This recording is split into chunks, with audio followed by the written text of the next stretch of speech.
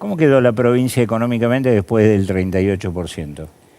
La provincia tiene, bueno, el año pasado terminamos con un superávit fiscal que nos dio fortaleza, lógicamente, para enfrentar este año 2019, que va a ser un año, a nuestro criterio, complejo desde lo económico. Nosotros, yo particularmente, me vienen escuchando hace más de un año decir que esto no va a tener recuperación todavía, porque el modelo es el problema, el modelo económico, por lo cual no hay posibilidad de que haya una recuperación en la economía. Eso, lógicamente, ¿qué nos pauta hacia adelante? Nos pauta una economía que puede tener caída de la recaudación, que puede tener una inflación que no sabemos cuál va a ser, porque hay que ver cómo se maneja el tipo de cambio, cómo se maneja la tasa de interés. Y en ese marco nosotros arrancamos el año con una fortaleza financiera y fiscal, producto de todo el trabajo que se hizo el año pasado. Hemos tenido un resultado fiscal que todavía no está cerrado, pero es de los más altos de los últimos años.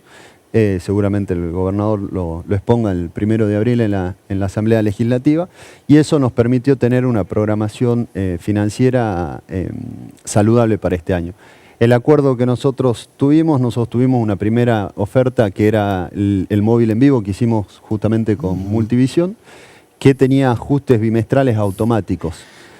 Por ahí fue más complejo de entender que el 38%, por lo cual la propuesta finalmente terminó siendo una propuesta superadora para los docentes y en el marco de las posibilidades de la provincia, que lógicamente requieren como contracara que la programación financiera sea mucho más exhaustiva, mucho más al detalle, y por ahí con una postergación de 1 o 2 meses en inicios de obras que nos permiten tener mayor ingresos financieros para poder afrontar el mayor gasto. Y también un poco, calculo, ¿no?, renunciar a un superávit mayor para este año, mayor, ¿no? No, sí, totalmente, pero estamos convencidos y se lo hemos garantizado al gobernador, el equipo económico y el jefe de gabinete, que este año la provincia va a terminar con equilibrio fiscal, lo cual va a permitir que el próximo gobernador tenga un inicio de gestión sin tener que afrontar o pagar deudas impagas, sin tener que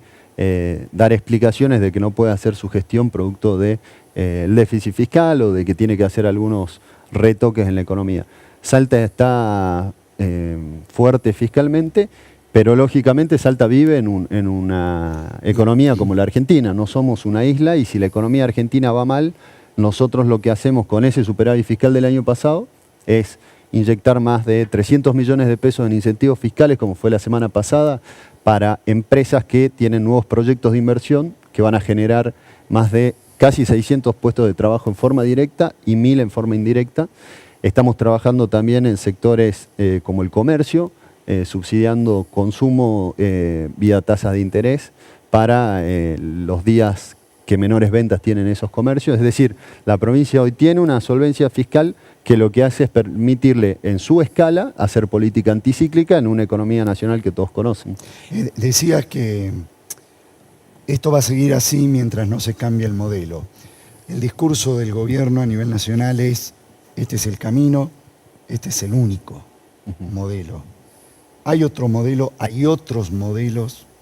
Sí, ¿Cómo sin dudas. podemos, por ejemplo, entender un modelo a la medida de los problemas que estamos teniendo? Sin dudas, mira, el principal problema que tiene, si querés, la política argentina, tiene que ver con enamorarse de un camino. Uno lo ha visto en el gobierno pasado y lo ve en este gobierno. El gobierno pasado, a partir del 2011, empieza a tener problemas macroeconómicos. Perdón, Sí. esto quiere decir que camino que nosotros definamos hoy puede ser cambiado mañana. Lógicamente uno rectificado. tiene que adaptarse a las realidades, digamos, cualquiera de los que nos está escuchando. Su canasta de consumo hace 2 años no era la misma que hoy, porque la economía es distinta, porque la inflación, porque sufrieron las tarifas, por lo que fuera. Uno, si se queda obstinado en decir, bueno, yo voy a consumir esto en cualquier momento de la economía, seguramente su economía doméstica no tenga buenos resultados. Pasó también con la convertibilidad, ¿no? Pasó con la convertibilidad, en la que se profundizó. Cuando empiezan a haber problemas, lo que se hace es profundizar ese camino. Es lo que está haciendo hoy el gobierno nacional. ¿Qué es lo que hay que hacer en la Argentina, entendemos nosotros? Primero, entenderla, la Argentina. Cualquiera de los salteños que nos está escuchando sabe que no tenemos nada que ver con una persona de la Patagonia.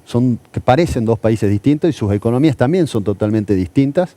Lo mismo sucede en la región centro de la Argentina y lo mismo sucede con la capital federal. No tiene nada que ver un patrón económico con el otro. Entonces, si nosotros no elaboramos un modelo económico que contenga a las distintas regiones que tiene la Argentina, es imposible darle solución a todas las regiones. Entonces, cuando uno dice, el camino es el camino del que tiene hoy el gobierno, el camino del ajuste, el camino de suba de tasa de interés, el camino de dinamitar el mercado interno, es no entender la realidad del interior de la Argentina. Es no entender la realidad de las pymes, que si hoy las pymes se tienen que financiar al 70%, se hace inviable su producción.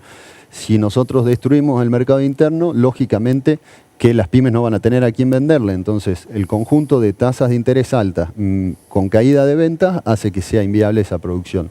Si nosotros decimos, como está haciendo el gobierno nacional, que este es el camino con una inflación extremadamente alta, con un tipo de cambio alto, y sin la inversión que se debería haber hecho con los 100.000 millones de dólares que se tomó de deuda en ferrocarriles, en rutas, eso hace que cualquiera de los productores de Salta que nos está escuchando diga, bueno, sí, está bien, tengo el tipo de cambio alto, pero a mí el transporte me sigue costando el cuádruple de lo que le cuesta a un chileno o a un brasilero. Entonces, si nosotros no resolvemos eso y además no entendemos la particularidad que tiene la Argentina, a diferencia de Chile, por ejemplo, no vamos a poder resolverle el problema más acuciante que tiene hoy la gente, que es la comida.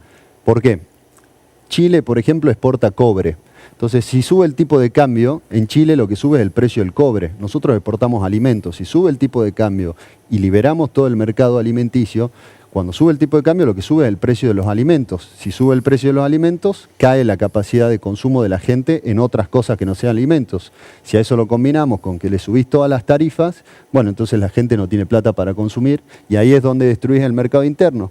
Destruido el mercado interno, lo que empieza a suceder es que cae la recaudación, porque el Estado recauda a raíz del consumo interno. Si cayó el consumo interno y cae la recaudación, cada vez va a necesitar más ajuste del Estado Nacional para llegar al equilibrio fiscal. Ese modelo no va a funcionar, no se puede salir de esta crisis con un modelo recesivo.